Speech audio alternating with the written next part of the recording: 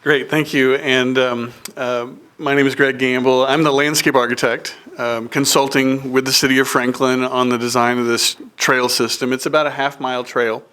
Right now, the trail stops just behind NHC, and Scott Stokes and myself, Scott's in my office, are working on kind of the design and completing that connection over to Mac Hatcher. It's going to go underneath the Mac Hatcher Bridge and connect at the end of the Greenway Trail that's along Mac Hatcher.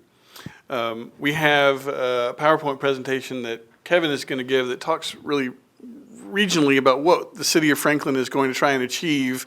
And then I'll talk specifically about the location of the trail alongside the Spencer Creek. Thanks, Greg. Thanks, Alicia. Appreciate you guys letting us come out to kind of share with you on this exciting project, what we've got going on. This project, well, let me tell you a little bit. Lisa Clayton is the director. She's been the director since 2002, I believe. I'm one of the superintendents. I do a lot of the park facilities and maintenance, which means we take care of the buildings and the open spaces, that sort of thing. We also actually build quite a few things. I've got a pretty talented staff on hand that we actually build a lot of our things in-house. But I also sit on the planning side in the parks, and that really looks at the future of our parks, what we're going to build in the area, what is needed, what's the new trend, creating that open space, keeping that open space so that when people come into this area, we actually have a parkland agreement that went into effect back in 2009, which basically is how this project is being funded. This is through parkland impact fees. So that means when you come into the Franklin area, if you're going to build one house or if you're going to build 500 houses, there is a fee that is assessed to that unit or that dwelling of $4,304. And from that money, it goes into a quadrant within the city that we hope that money will be spent to create new parks in that area, in that quadrant. You might say, well, how's that number come up with? Our finance team is, man, they can do some astonishing things, but we actually went into the city, stripped out the I-65 corridor because that really inflates the price of land in the area just along that corridor. We also took it out of the government agency buildings that really don't bring revenue to the city tax dollars. And then we formulated up, and I don't know that formula, but they go in and figure out exactly what that cost is per dwelling of what the city would take to build a park in that area. So that's how this project's being funded. This project comes by the way of Artesa that was done, how many years ago, Greg? 2007. Yeah, 2007. So back then, they also had to pay the parkland impact fees. That was roughly, I think, around $900,000, if I ain't mistaken.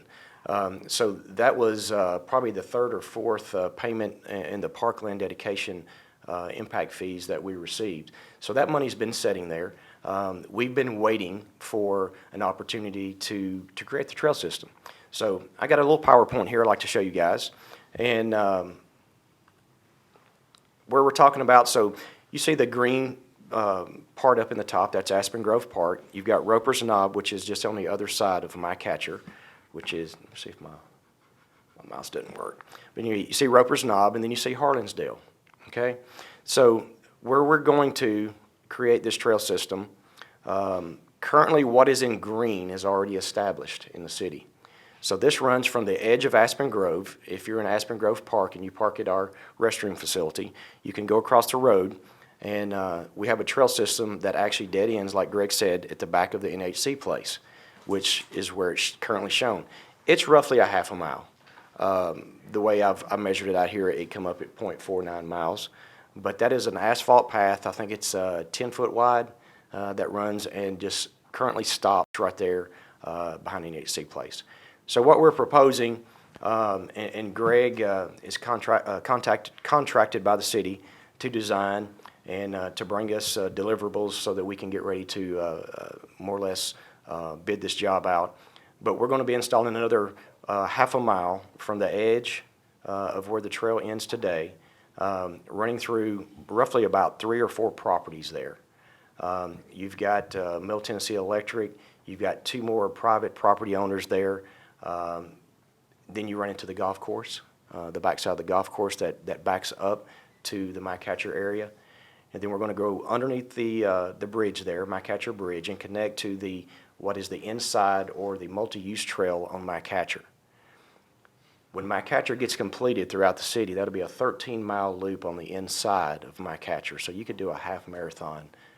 Whenever all of MyCatcher gets done one day, you'll be able to do a half a marathon on the inside loop of that multi-use trail. So that's why it's so important to connect basically the Aspen Grove side to the internal of the trail system.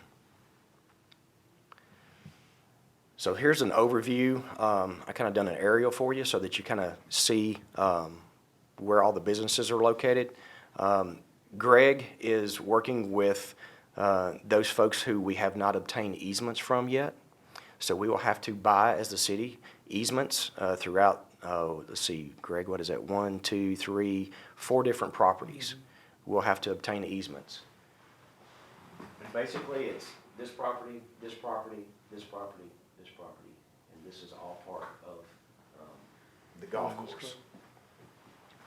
So that gives you an overview. And you might say, well, why are you doing that? Well, like I said, everything in green is already in place. It is hard surface. Okay, so if you go to the inside of the MyCatcher, we have in green basically all the way from 96 going, I guess that's northwest around to Franklin Road. And our trail system stops currently just on the other side there at the church, at the Methodist Church. We worked with the church back when they were building that section to go ahead and save McMahon Road so that can also be a trail system right beside of that so that we can get down to Franklin Road safely. We've also worked with Harlingsdale Manor. They've got a trail system that they basically come into their trail system, and it runs from basically the church all the way up to their court. This is a section here that we're hoping to propose that will come into the backside of Harlingsdale to the multi-use trails.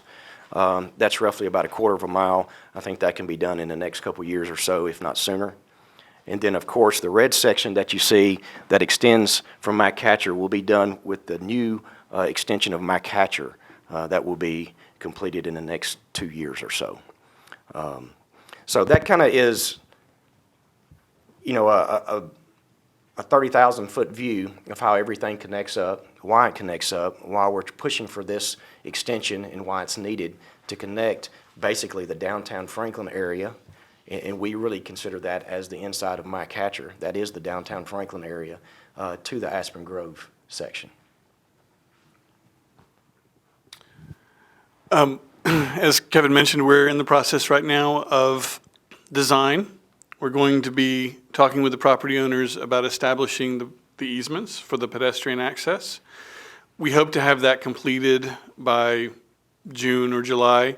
We'd like to start construction really right toward the end of summer on the trail. Anticipate that really would probably be completed by early spring of next year with the construction of the trail project. So here you see an overview. Went ahead and brought the topo back in so that you can see where everything kind of connects up to give you a better visual about what you're looking at. And really, that's about it, folks. I would like to answer any questions that you have. We hope this trail system will make that connection. We're also working on some things to the north of Aspen Grove, where the A-game, if you know where the A-game is at. We've obtained some easements through there, just waiting for that to go through the board. The county owns the detention pond at the edge of, Mallory, I believe it is. So us trying to get a trail system from Aspen Grove over to Mallory would also benefit a lot of the weekend sports things that are going on. some of those businesses there just wanting to not have to get in the car. They could walk across the road to eat it, like Witch or something like that. Just it's on the other side of the creek that right now you have to get in your car and you have to drive, which creates traffic woes for us. So there are some more things coming. We hope to work with the county in trying to create those partnerships and bigger and better things to come on that side of Aspen Grove. That was my question actually. What parking areas are there to get people into the area? Well, the parking areas that we have at Aspen Grove would be right there at the center, or our, let me see if I've got a better picture here. The restroom facility there at Aspen Grove. I don't know if I've got a close-up of that or not. But anyway, you know, where we have our pavilion that's on the other side of the bridge before you get to, what's that, the Japanese steakhouse there? P.F. Chang's. That is all parking. That is, we worked with that developer to have a lot of parking in that area.